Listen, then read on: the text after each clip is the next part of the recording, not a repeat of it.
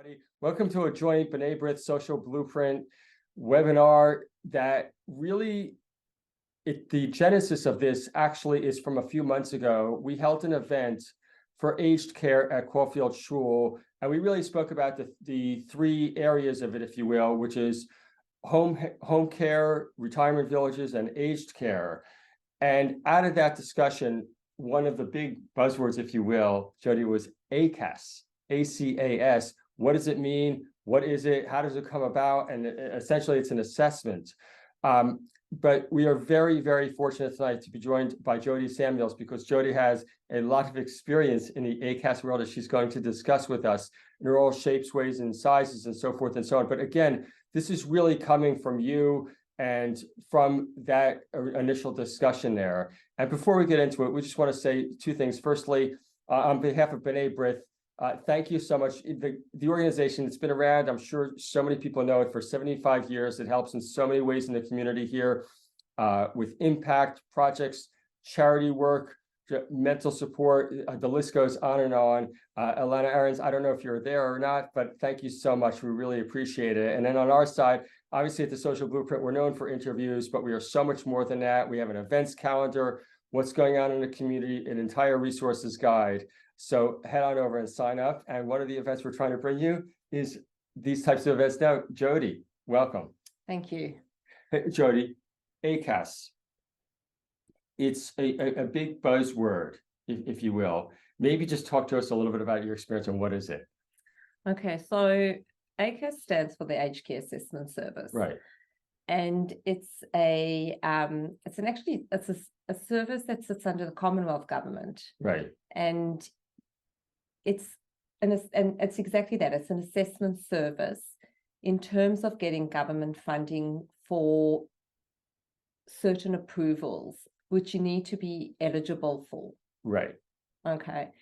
So I will go into like more detail as to how, what the eligibility criteria is and what it is. But really, in terms of me going out to do an ACAS assessment, it's really, I'm looking to see, is the person eligible for, in terms of their function, do they have personal care needs, and do they need support to be able to live at home safely? Right.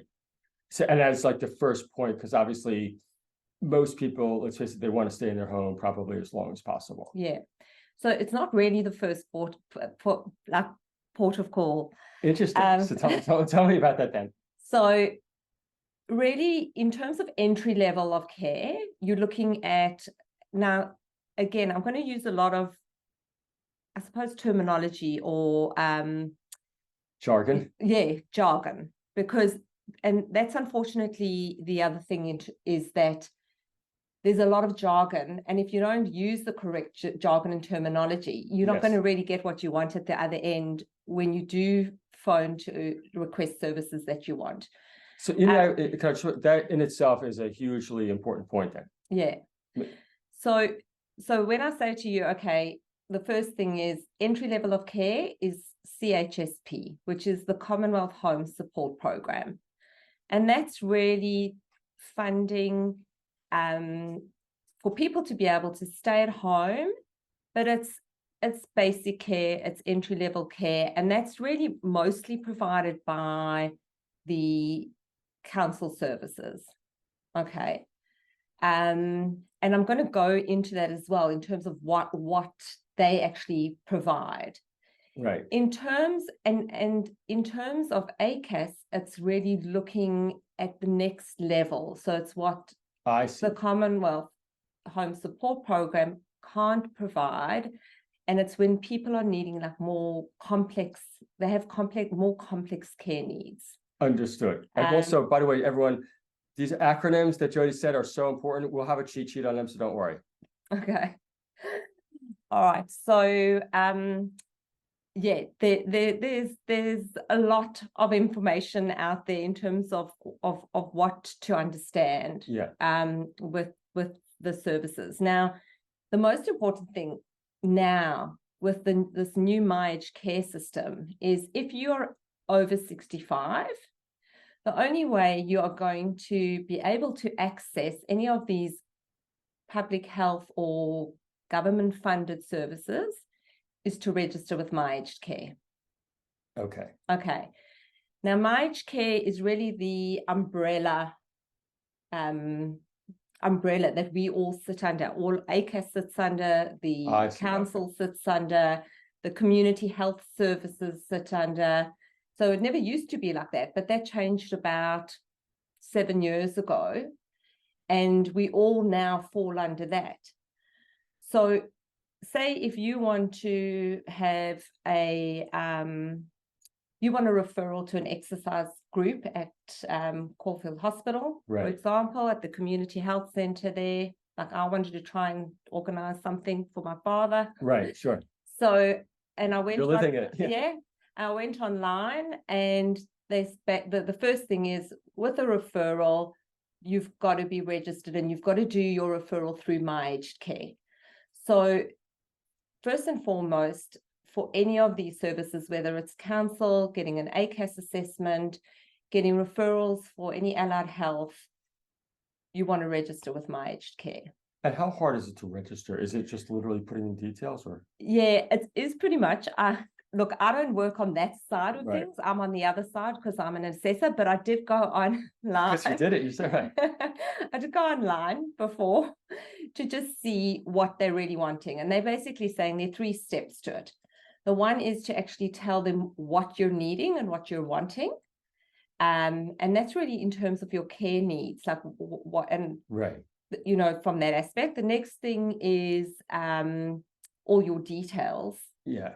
And whether you need a representative or like who's the contact person. And I think that's pretty much it. So you can do that online, but if it is if you're not computer savvy, right, and that is an issue because sure, a lot of the population, you know, is not computer literate, then you can give them a call. So you can phone up My Aged Care, and you can register over the phone. So I'd also imagine, frankly, a lot of children end up doing it for their parents. Yeah, absolutely.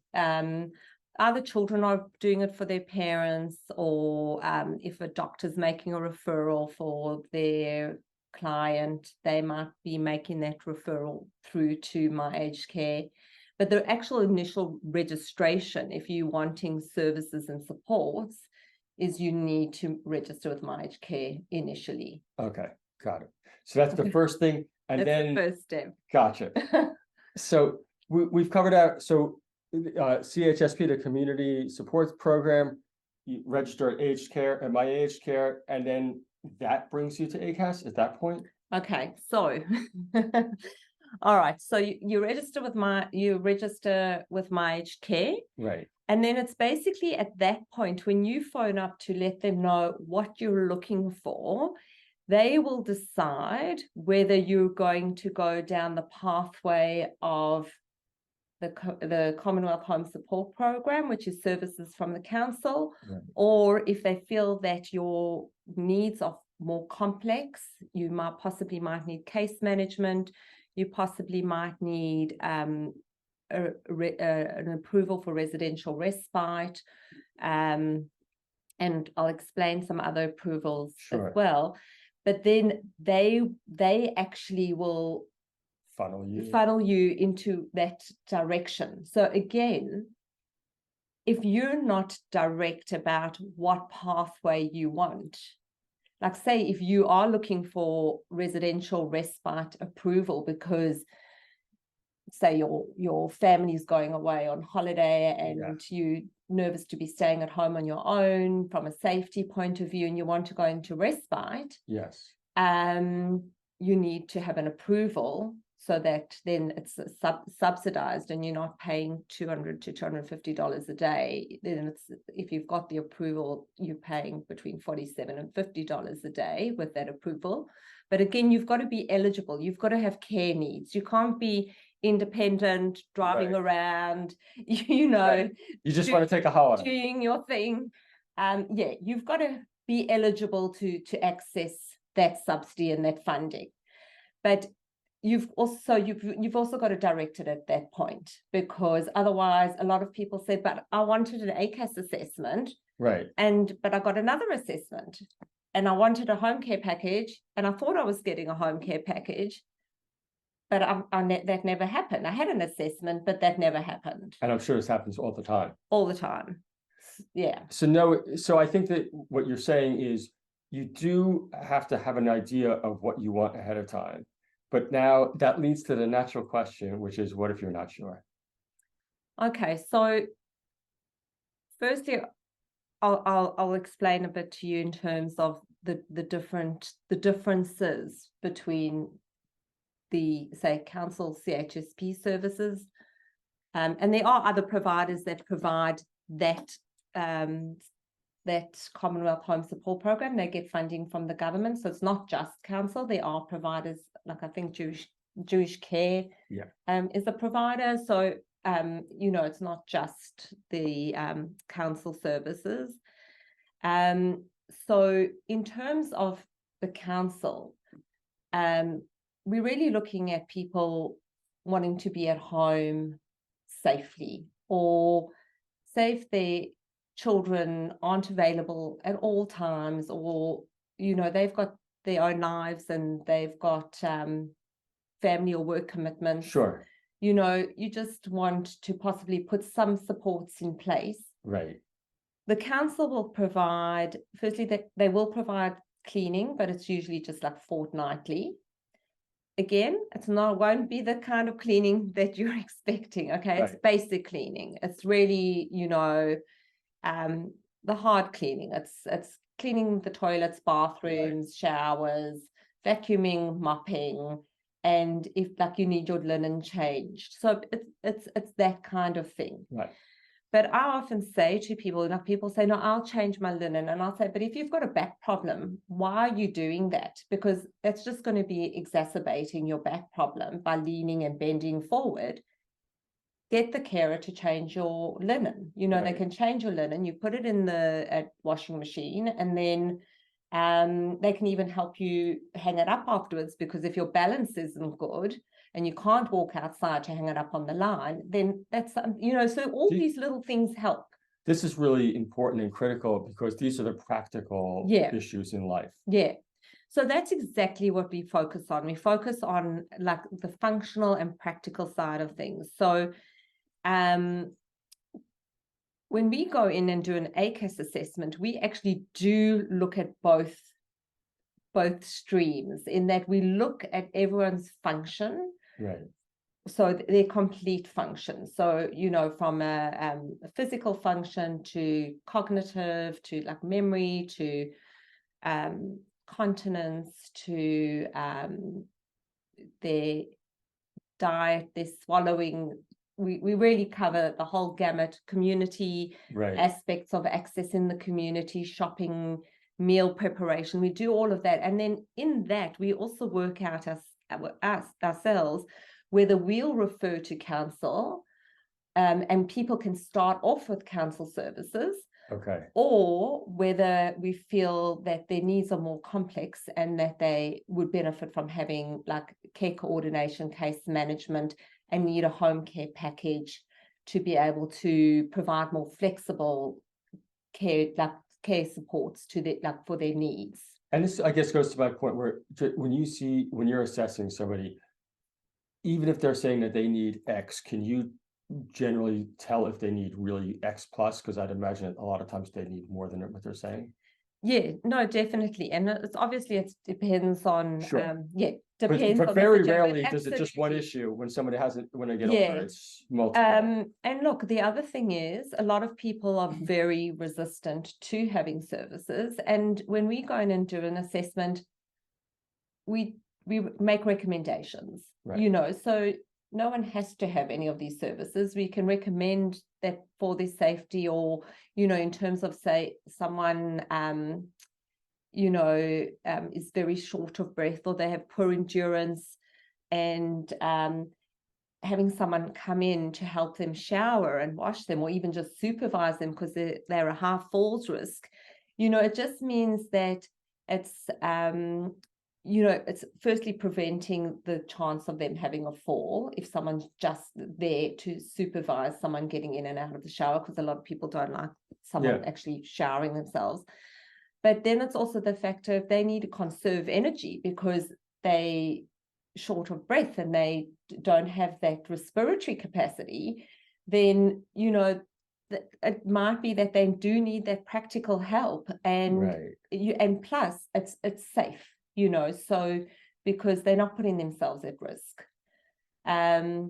So in terms of counsel, you can get personal care assistance is what I'm just talking about now. So you can get someone in to come in, shower you or dress you if you need to. Generally 3 times a week that would happen. You can get the domestic assistance. You can get escorted shopping or assisted shopping. So now what that means is that, again, like if someone's needing their son or daughter to pick them up and take them to the supermarket to do their shopping. So say someone's got a bad shoulder, they can't carry their groceries anymore, or they're no longer driving, then it basically means a carer can come again fortnightly, once every 2 weeks, and this is from the council again, and pick them up, take them shopping, or it can be used as more of a social outing. So they, they can go out for a coffee and do so, or go to the post office if they need to pay their bills. So they can use it like that. Get mobile. Yeah, but actually get out and don't feel stuck at home. Correct. This assisted shopping is when someone can't go out anymore because it's too difficult for them to mobilize outside in the community. Then someone can actually come and get their shopping list and go and do their shopping for them. So these are all services that are available to anyone over 65, and I don't think people are aware of that. I was just going to ask you, do you feel in general, are these services underutilized by the system, by people? Look, I'm not sure if it's underutilized, but I really do think that I'd say the majority of people just aren't aware that these resources are available to them. Okay. Even the factor of you can get home maintenance assistance from the council. So you really don't want, well, certainly I don't want my parent climbing up a ladder because of the falls risk. And no one should be actually climbing up a ladder over 50. That's another story. That's another story.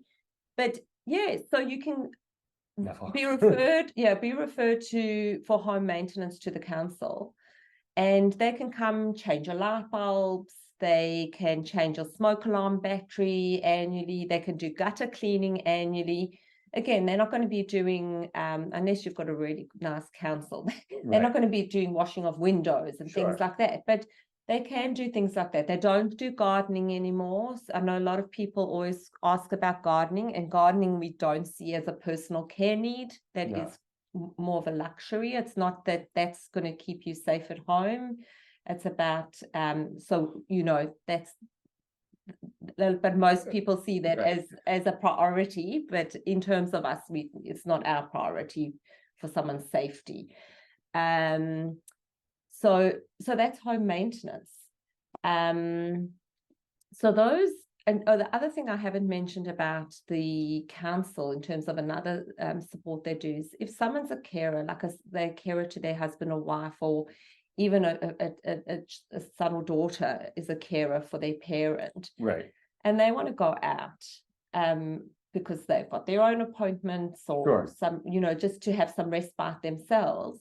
You can get in-home respite for like a couple of hours a week, where someone, again, a carer comes into the home. You don't want to leave your mother's at home on your own, and someone can come into the home for that period to actually give you a break to get out, do your thing, whether it's going to gym or going to the hairdresser or doing your own shop or whatever it is.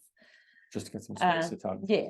So there's actually a lot of support available from the council. And that's available again, if you're over 65. For these services, you do not need to be assessed? So no, so again, as I said to you, you've got to go through My Aged Care and you've got to have the referral for a council assessment. It's now called, again, it's called a RAS assessment, which is a regional assessment service. Okay.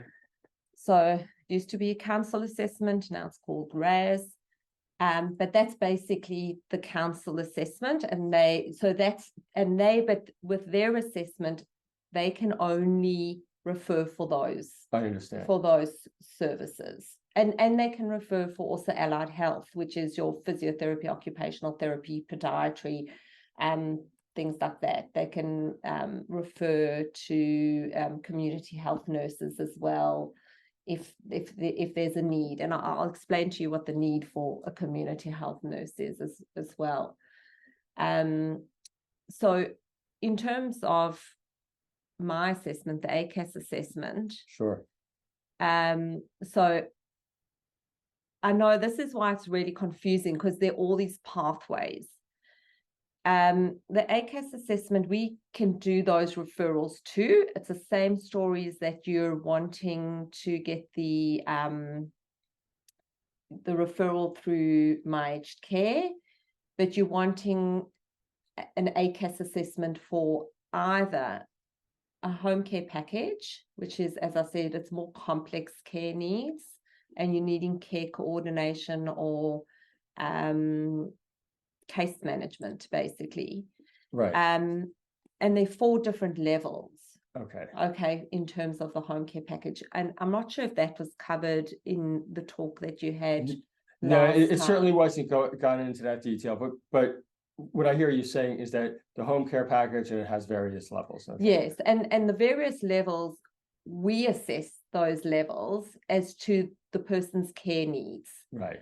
Okay, so depending on what their care needs are, we assess them, and that's the funding they'll get is dependent on the level of package that they're assigned. Understood. Okay, so if, say, someone has got advanced dementia, is incontinent, is wandering, is not eating, Okay. They pretty much almost need 24-hour care, that person's going to be on a level 4 home care package. And they might need intense like case management.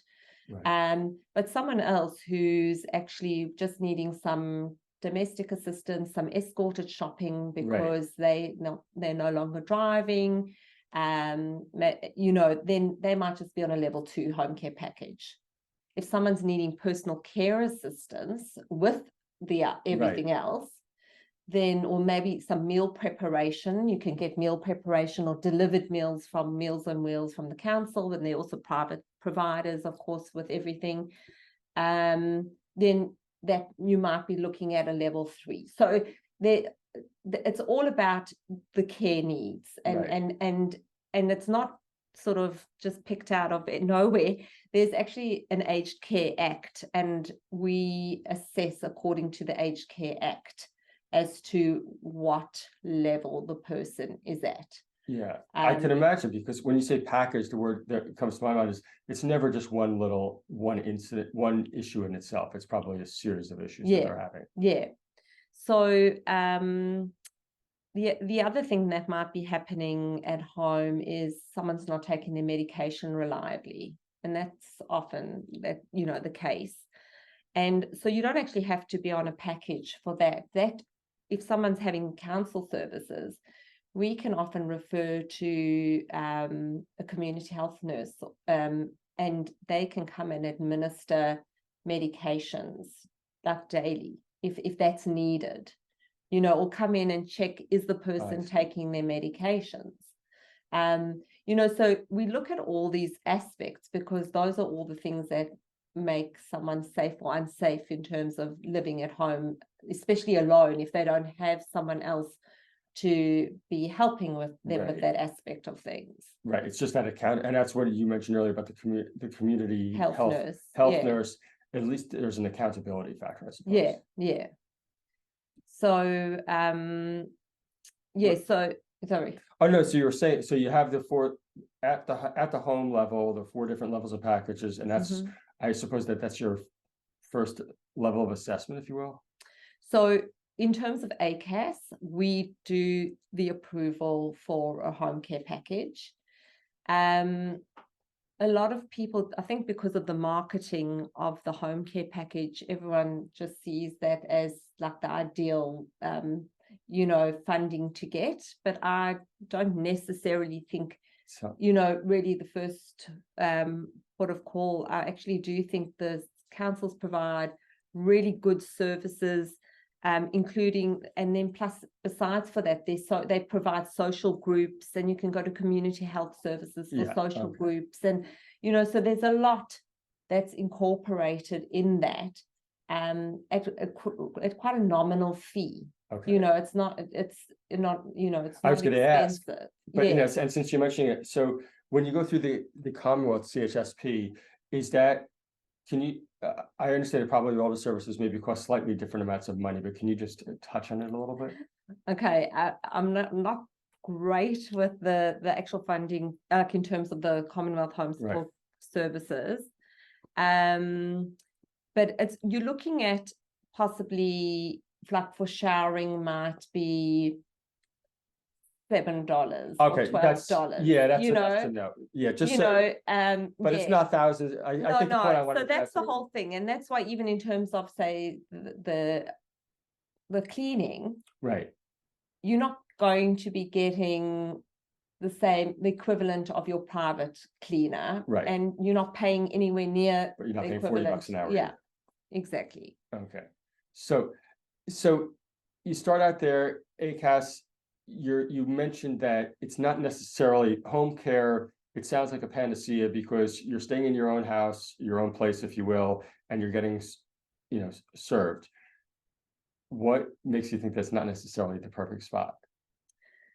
No, so the thing is if you're at home, if you're living at home, whether you're alone or with your spouse, and you're just needing extra care to be at home safely, Yeah, as I said, you can just be able to get services from council.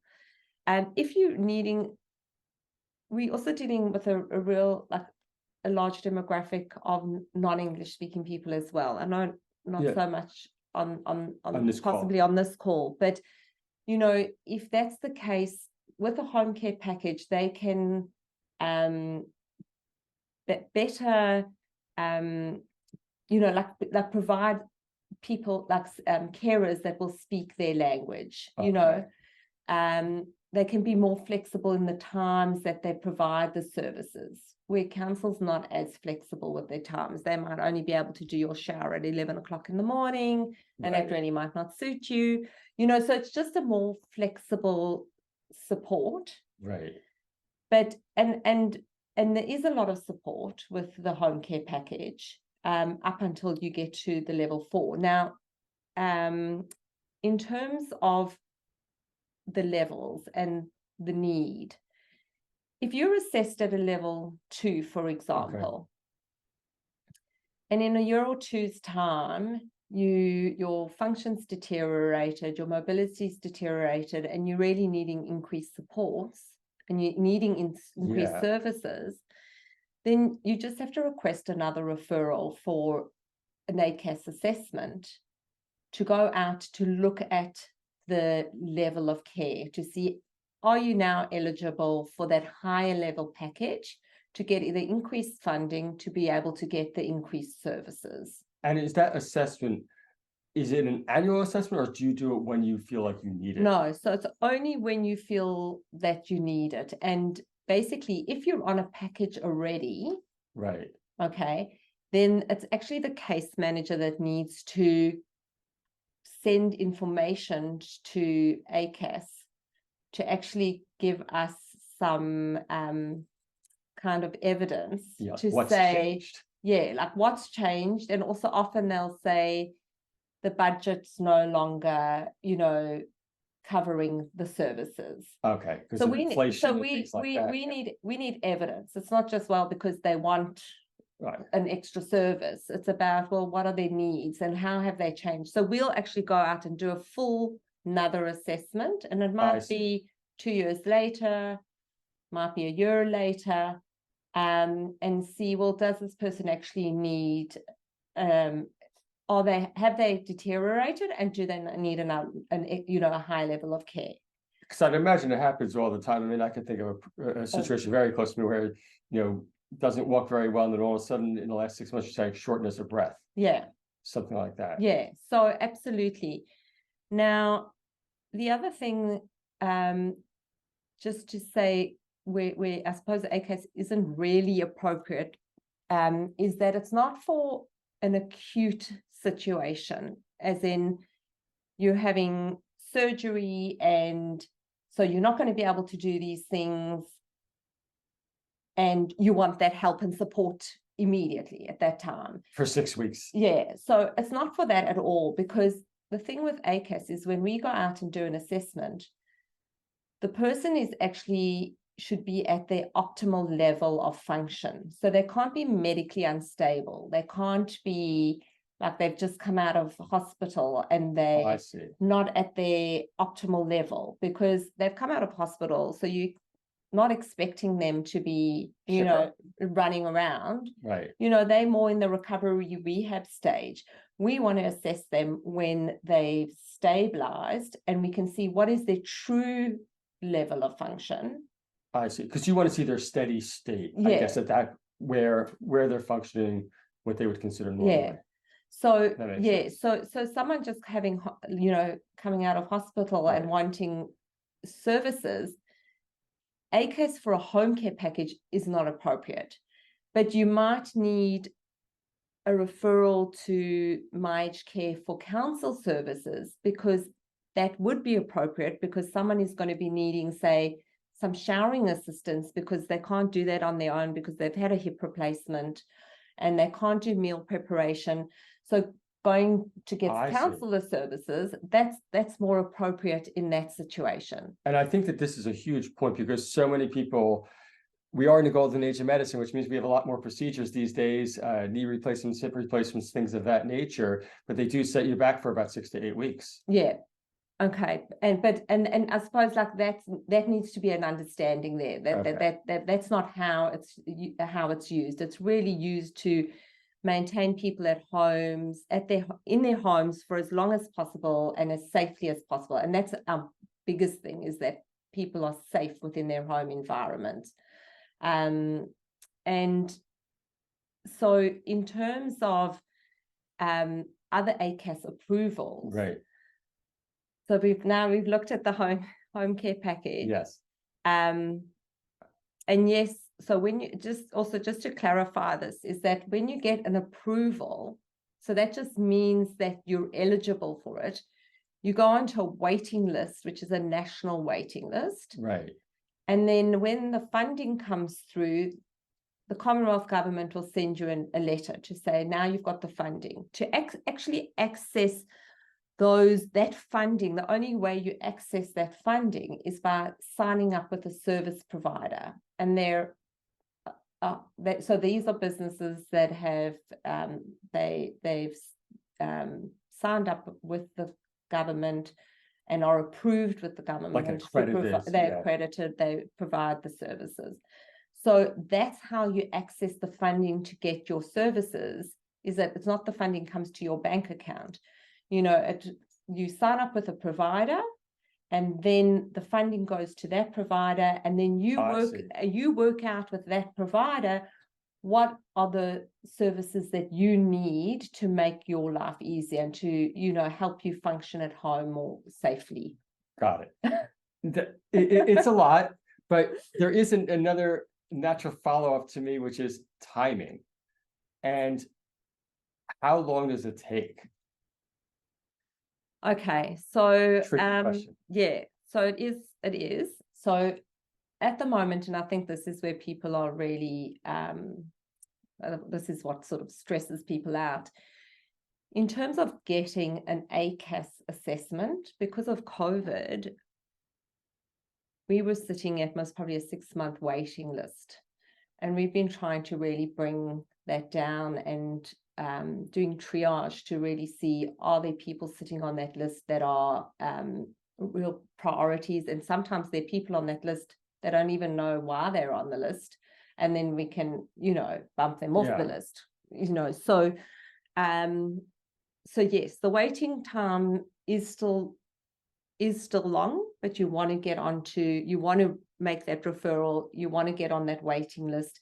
And if it is a priority, you've got to stress that it is a priority for whatever reason. And the main issue is if there's a safety, there's a safety issue of, being at home alone, or if you at risk of actually like going into permanent care, because you're not going to get those services at home. Okay.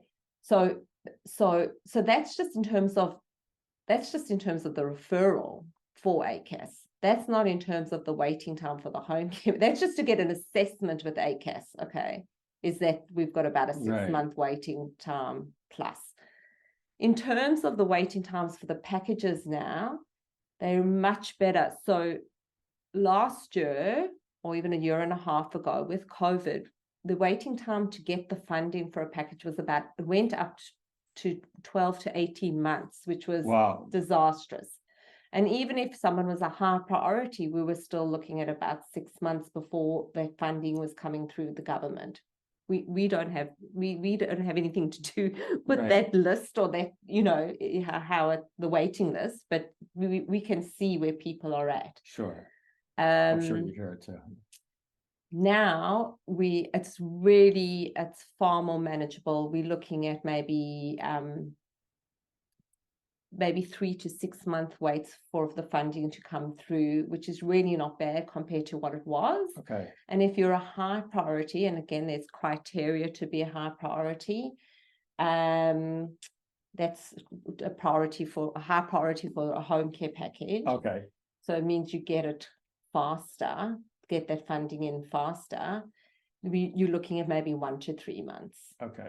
But that eligibility for being a high priority is really that you're at immediate risk of entering permanent care, or there's a carer crisis where the carer literally is stepping out of the picture. So not that there's carer stress, it's got to actually be carer crisis that they're stepping out, or there's a safety, a serious safety issue with the person being at home. Okay. So I think that the answer is you certainly have to plan on it. It's a multi-month process though. Yeah, in terms of waiting for the package, in terms of waiting for the in terms of waiting for an assessment, an ACAS assessment, yes. Yeah, you're not going to wake up tomorrow morning and decide like, I want to get assessed and I want to have money next week, please. No, no. And that's for the package. But if, say, for example, you needing to go into respite, for the example I gave you earlier, where say the family's going away, or say the carer is in crisis and needs a break from their caring role, because that's another situation. Absolutely. You need a respite approval. You can always say, look, my family's this is the date they're leaving. We need an assessment before they leave, because we need to put my parent into respite before the family's going away on holiday. And again, then that assessment will be pushed sooner, so you can get the approval for respite. And that's residential respite. So that's going into a supported facility where you fully cared for, and it's temporary. It's just for that period of time, either to give the carer a break, or if, say, the carer is going away and it's not going to be available. Got it. So that's that approval. So that needs an approval.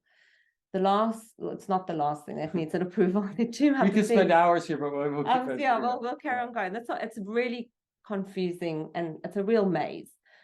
Permanent residential care is the other the other approval, and that's really if people see that either they're going to be going into permanent care in the next 6 months, then you want to have that approval in place. if we're doing approvals for other things like respite and home care package, we will say, do you want the permanent care approval for future planning? Because it just means that they have that option of that pathway, given that no one knows what the future holds. Sure. Can you just, because we just took a turn to permanent care. So Yes. let's just maybe define what is permanent care. Okay, so permanent care is basically going into 24/7 care, which is an aged care facility. Okay. Okay. Got it. So, and sometimes people choose to go into permanent care just even from a social point of view, where they're socially isolated, they're lonely, and they have care needs. Again, you've got to have the care needs. Sometimes it's even emotional care needs. And they choose to go into an environment where they've got people around them. There are a lot of people, especially after COVID, who are very lonely and have been very socially isolated. For sure. So that's permanent care. Right. And that requires an ACAS assessment as well. Absolutely. So a facility will not, a lot of facilities these days won't actually allow you to put your name down on a waiting list unless you have had the assessment with ACAS and have the approval. So again, you need to have the approval to be able to access an aged care facility. Okay, now I understand it. So I think that, and obviously it's a touchy subject, what I would call future proofing, because especially for us people where if you may have parents who you would potentially like to be set up that path, there may be a lot of pushback from the parents. Yeah, absolutely. Again, okay, and this is a whole another area. When we go and do an assessment with a client, the client is we advocating for that client, and it's about what they want, what they're wanting, and what they're consenting to. So it's not about what the family and the children want, as long as that person has capacity to make that decision. Right. Even if it's a poor decision, if we see it, well, that's not really the safest decision. People make poor judgment calls and Sure. poor decisions, then, they might choose to stay at home. We won't do anything. We won't do any approvals. We won't do any referrals if the client themselves don't consent to it. And that's something we also go into environments and look to see, is there elder abuse going on? Because that's something that we have to be very aware of, because it might not be a conscious elder abuse, or it might be a subconscious Yeah, I never even thought elder about abuse, that. So there's a lot that we've got to take into consideration when we go out and do an assessment. And if it's a matter of a calling of capacity, then we actually need to go out with a geriatrician, and because we can't, a geriatrician basically has to make that call whether that person has got capacity to actually sign the paperwork, because the application of care that we get people to sign is a legal document. So we need to know that they know what they're signing, they understand what they're signing, they're going to remember what they're signing the next day, so yes, so we do, part of our assessment, we do a whole cognitive screening as well. We do a mood screening, as well, just to see, well, how, are people needing support from a counseling point of view? Right. So you're really looking at the holistic picture. We look at the holistic picture, and that's where what I wanted to say is that there are a lot of I know it's a huge topic, but there are a lot of resources out there, in that when we look at someone and we're concerned about their memory, we can say to the family, well, there is actually CADAMS, which is the Cognitive Assessment and Dementia Service, which actually there's one at Caulfield Hospital. There's one at Kingston Centre, which is part of Monash. So all the different health networks will have a CADMS where you get assessed, and it's a real, again, it's a thorough assessment to see, is there a concern or is there not a concern in terms of someone's cognition, and then they'll make recommendations. And if there's a long waiting list for that, then you go see a private geriatrician. So recommendations will be made for that. There's also another big issue with our assessments is we'll always ask if someone's got enduring power of attorney in place. And that's huge as well, because people, including us, should think about the fact that enduring power of attorneys is really about when you're not able to make a decision, or you don't have that capacity, say you're in hospital, you're unwell, you want someone that you trust and knows your wishes to make the call that you want, whether it's in terms of lifestyle decisions, in terms of medical decisions, in terms of financial decisions. I'm sure this actually comes up all the time, actually. So again, that does come up all the time, because everyone will say, oh, I've got a will, but we say, yeah, but that's when well, that's something that's when you're gone, but you really want to know you're going to be looked after, and your wish is going to be carried out when you're alive, but can't see to that yourself. So enduring power of attorney, again, I would say to people to go online and look up the Office of the Public Advocate, because they've got a lot of information about enduring power of attorney and what's involved in it. Because once you lose capacity, when you say you've got memory and cognitive impairment and you lose capacity, you cannot make an enduring power of attorney. So at that point, or if you don't have someone you trust to give them your enduring power of attorney, what happens is it goes to VCAT, which is the Victoria Council Tribunal, and they'll appoint a state trustee or guardian to make those decisions on your behalf. So there's just lots of things that people may never have thought of that are important to think about. Yeah, interesting. So you mentioned earlier on, I'm going to changing the topic a little bit here. I'm tacking a little bit to the right or to the left, depending on your another definition. Carrier gateway. This expression keeps coming up.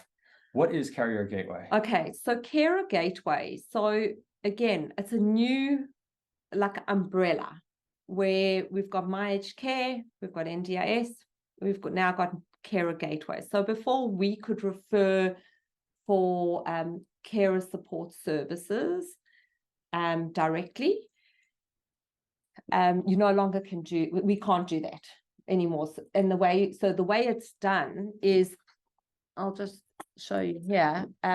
So there's the umbrella, which is called the carer gateway. I don't know if you can see that. Yeah.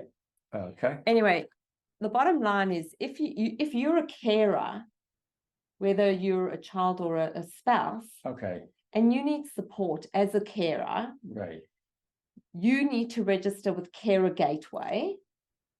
Okay, so it's not the person. It's not your mother. It's me. It's you need to register with Carer Gateway. Because you're the carer and you're the one who needs support. So there's support for you. And then there are there's services that provide that. There's Alfred Health Carer Services that provide a lot of carer support. So you've got to go through that pathway to be able to get that support. And again, the way they support the carer is either by organising in-home respite or centre-based respite for the client to go to centre-based respite, or cottage respite, or there might be support groups for carers. Because let's face it, sometimes if you're caring after somebody for hours and hours a day, it can really make you a little bit crazy. Well, and that's the thing, it can really take its toll on you if you're a carer.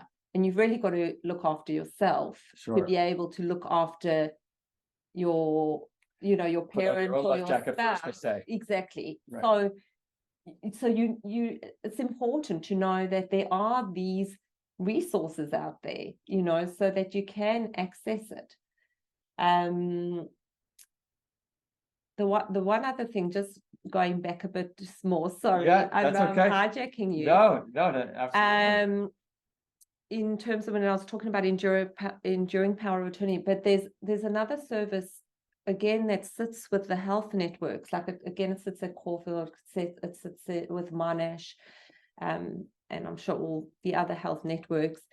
It's called advanced care planning. Okay. And again, with the advanced care planning, they really help you with it's a bit confronting, obviously, but it's really, again, putting your wishes down on paper. Okay. And even from the point of, say, you say go to, I don't know, whatever private hospital you tend to go to because that's where your specialists are at. Right. You know, you might want some paperwork there to say, look, I don't want to be, say, resuscitated, or I do want to be resuscitated, you know. I'm sure that will say. And then with advanced care planning, they'll help also with going through and thinking about the enduring power of attorney and what's actually important to you, but really teasing it out in terms of the nitty-gritty of what's important to you. Right. You know, like, I mean, for example, you know, say someone's going into an aged care facility, but they loved gardening, or they want their dog with them, or, you know, to actually write it down. Like, that's what I want. I want to be able to have a window that's got a view of the garden, you know. So it's amazing how the little things can really be so meaningful. Their favorite cup of whatever it may be. Exactly. Favorite cup of coffee or something like that. Exactly. So there's a lot of I just can't I suppose say it enough and emphasize enough that there's just a lot of resources out there that people aren't aware of. And if from tonight you can just take away one or two things that you say, oh, you know, let me look that up, or I need to think about that, or, you know, because the one thing that I see a lot of is that when we go in and do an assessment, it's often at the point that people are in crisis. This is a huge point, because it absolutely came up the other in our last session. Do you feel that they're waiting too long? Yes. So that's how I said, is that people so much want to hold on to their independence that instead of just trying to get help with certain things, and also even from the family point of view, like families get to a point that it's untenable. Like they're doing everything, they're there at the, you know, their parents day and night providing food, or you know, transport, or what, you know, whatever it is, helping even possibly with personal care, or whatever it is, gets to a point that they're emotionally exhausted, they're physically exhausted. You know, it's all too much, and then everything falls in a heap. Yes. So I really think that that's where people really need to think about it, that I know you feel like you're losing your independence because you still want to hold on to all of those things. But I think it gets to a point where you want to prioritize what's really important for you to hold on to. And, you know, so can you give away, you know, say the cleaning, someone coming to do the cleaning, or someone coming to help you, take you to do the shopping.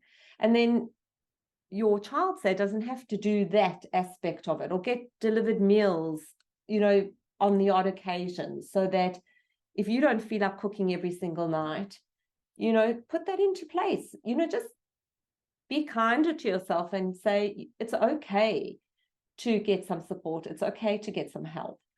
It sounds like what I'm hearing is like you really have to reframe it in your mind. Yeah, absolutely. Because I think what happens is sometimes by the time someone's coming to us, right, it's almost at the point that we can put in everything. You can get the level 4 home care package, which is, the top, but it's not going to provide that 24 overnight care. That's not realistic. But not only that, you're not going to get it tomorrow morning either. And you're not going to get that. And so it's really about looking at things holistically and caring for the carer and also caring for yourself, and just, letting go of some of those activities that really aren't going to enhance your lifestyle. But the most important is making sure that you're safe with whatever you're doing at home. So you're not putting yourself at risk, and that you're safe in whatever aspect it is that you're doing. And you get the support for that. Yeah. I have a question, actually, speaking of that, and it's my own question. This about safety in a house. Yes. A lot of times what we notice is that people are not moving as well as they used to. And frankly, they need things like rails around the house. Yeah. Are there services where somebody can install rails or things of that nature? Yeah. Okay. So that's a very specific question. No. It's a perfect question, because that's part of our role as well. And it can be part of the council assessment role as well. Okay. So that's what we do when we go in and we look at someone's function, and we'll look at how they walk, how they get out of bed. We'll go into the bathroom. We'll look at their bathroom setup, their shower setup. We'll look at do they have stairs? Are there rails at the stairs?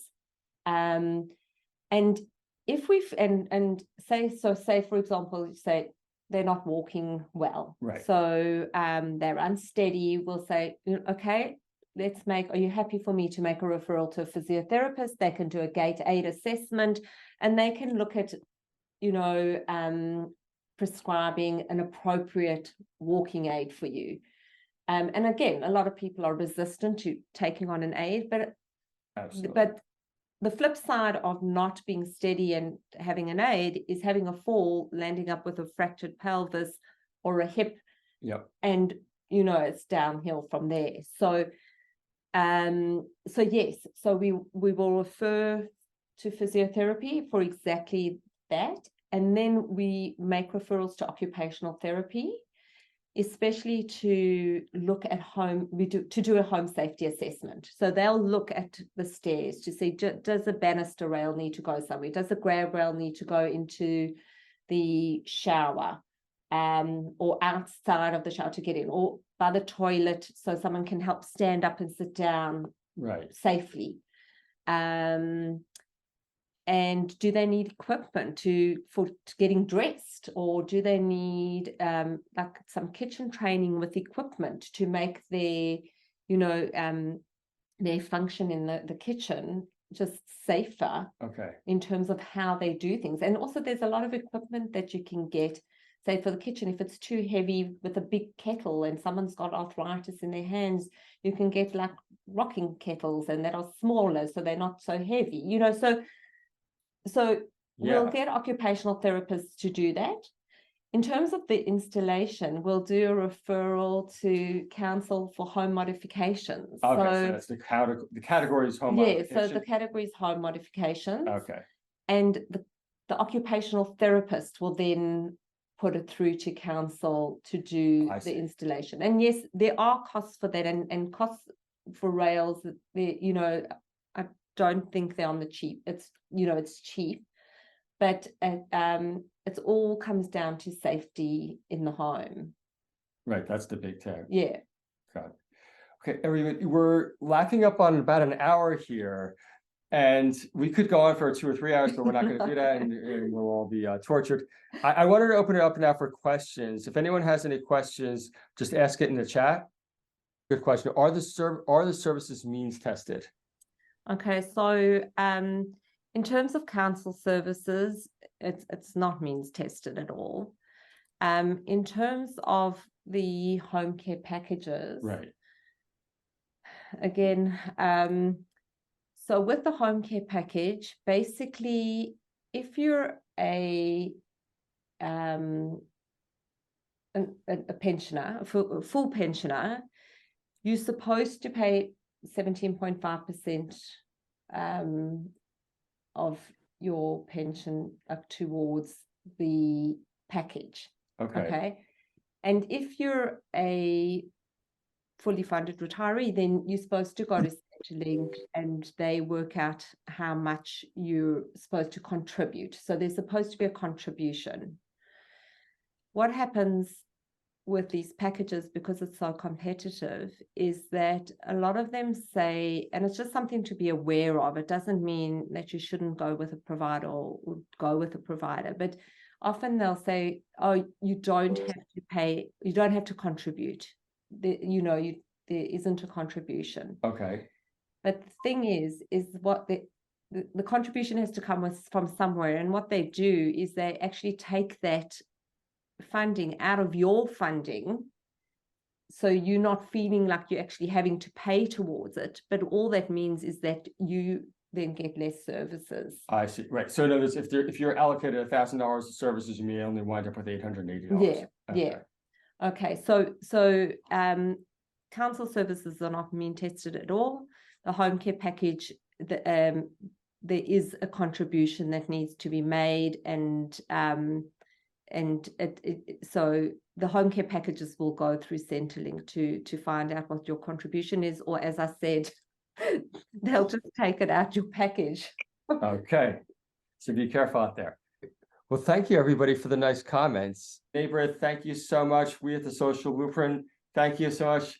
Jodi, thank you so much. We really appreciate it. We know that it is a complicated subject to say the least, but hopefully everybody here, you've taken away something out of tonight. I know that we certainly have.